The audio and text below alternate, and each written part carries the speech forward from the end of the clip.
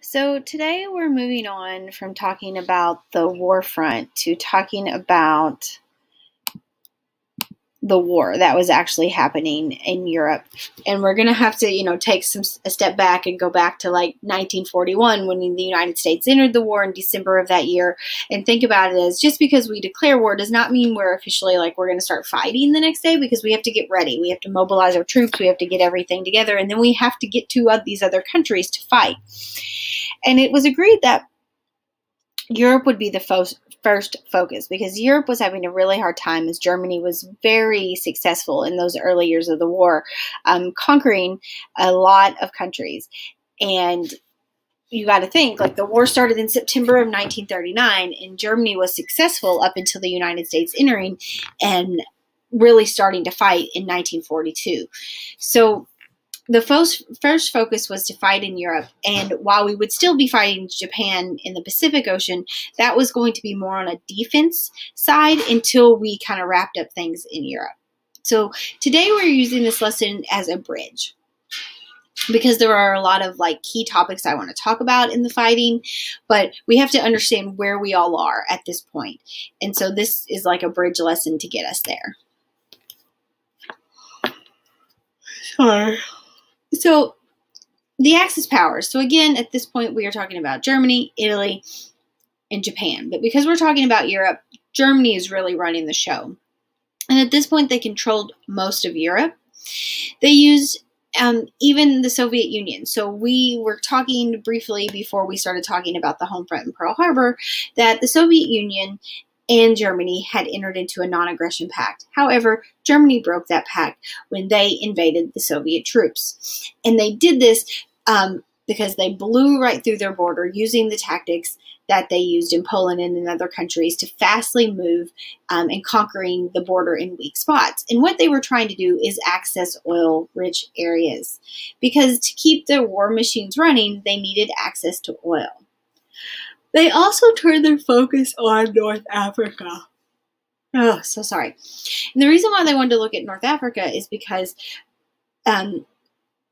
Great Britain had a lot of colonies there, and they wanted to drive the British forces out of Egypt. And the Italian was already there fighting, and by June of 1942, the Axis powers had taken most of the region and driven deep into Egypt.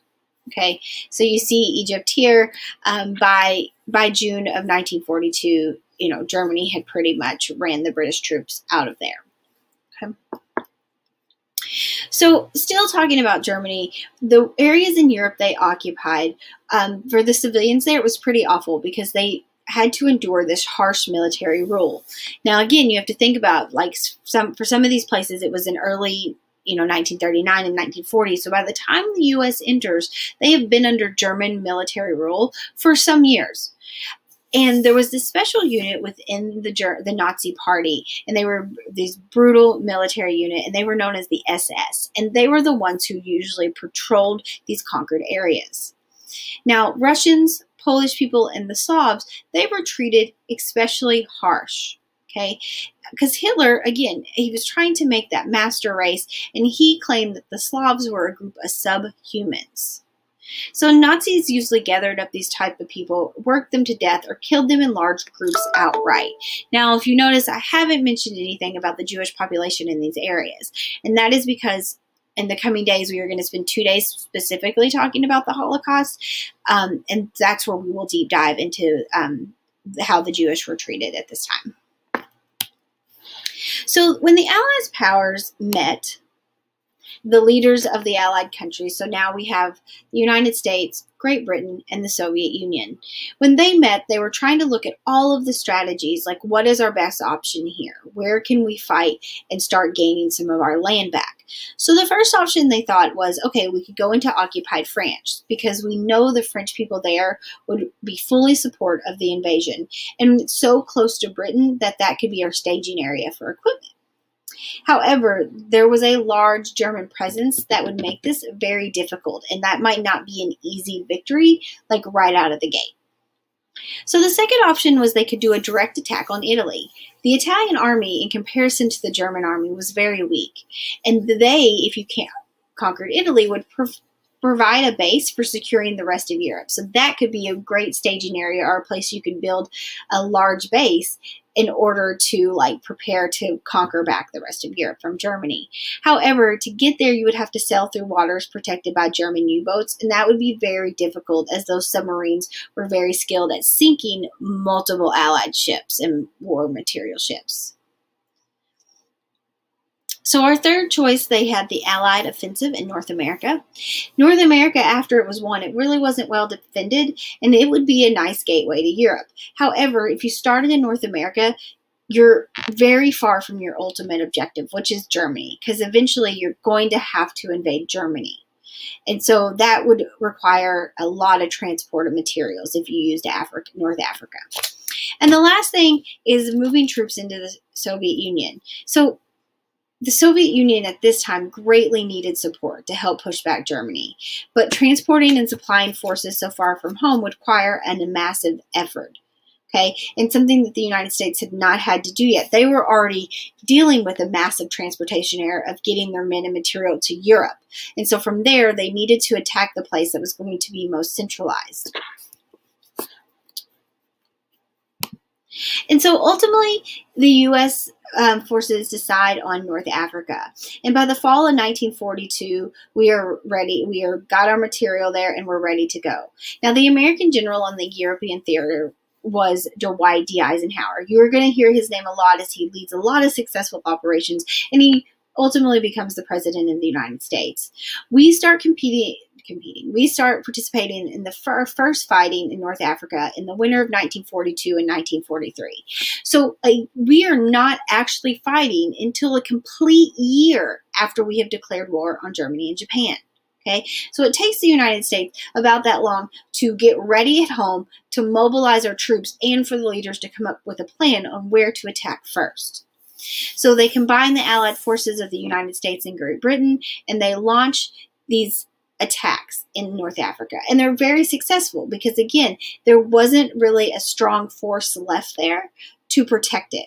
And so by May of 1943, the Axis resistance, so a mix of German and Italian troops, completely falls. And there are 250,000 German and Italians left in the hands of the Allies.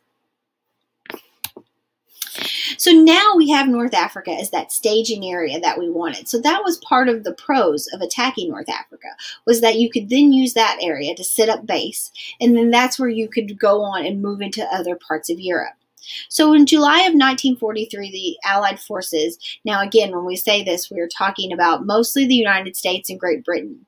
The Soviet Union was part of the Allied troops, however, they had their own problems. Okay, and we're going to talk about those in a minute. So in July of 1943, and they start an assault in Italy. There is little opposition. No one is fighting back, and they are easily able to gain control of Italy. So this really scares Italy's political leaders, and now they're starting to have doubts in Mussolini's power. So on July 24th, the Fascist Grand Council, so Mussolini's own party, he votes to restore the king and parliament that was previously in place before Mussolini took over. Mussolini is forced to resign. And by October of 1943, I'm so sorry,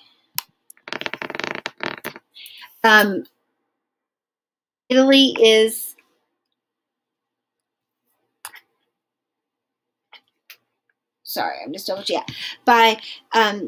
so Italy surrenders to the Allies, and by October of 1943, they are back in the war, but on our side, and they have declared war on Germany. So they were previously in alliance with Germany, and now they have surrendered, swapped sides, and are now having officially declared war against Germany. So now we have the Soviet Union. So the plan that the Allies went with left the Soviet Union fighting on their own, right? Germany is already there. They are on Germany is separating the Soviet Union from the rest of Europe, and so it would be hard, it would be more difficult to transport troops there. And so in June of 1942, Germany decides to split their forces in order to take multiple cities. Again, he has his eyes on oil, right? He needs that oil to continue his success. So one of the cities is Stalingrad. he sets this city on fire.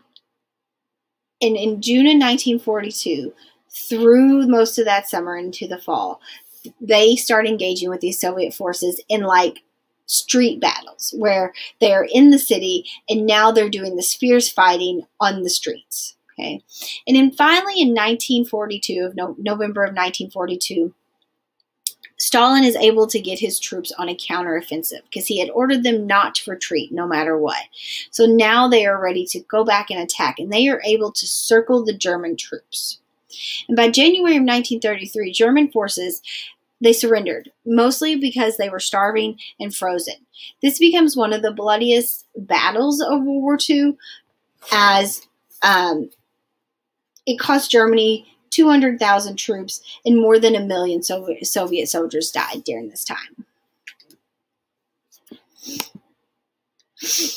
And then another area of war that was picking up was the war in the air. So again, back to this idea of oil.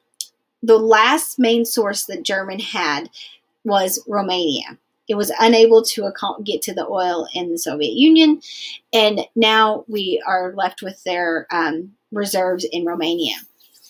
So this becomes a prime target for Allied bombing, because the idea of these overhead bombs is to attack key positions within the German army or key military targets, such as the oil refinery. So Americans like to practice precision bombing, and this is where they would pick their specific targets, and that is where they would aim their bombs. By August of 1944, we still have a year left in the war, American planes dropped more than 1,000 bombs on oil production facilities alone. So the British pilots like to use what we call saturation bombing, or just a rapid release of bombs over a wide area, not really specific targets, and just kind of throwing them out, kind of like the picture here. And the purpose of this was kind of to destroy civilian morale and force a surrender. Because if you're constantly bombing a city that has civilians in it, they're going to constantly have to be in fear for their life, hiding in bunkers and underground, and it's going to really destroy the morale and any support that you might have had for your war, and in hopes they would force a surrender.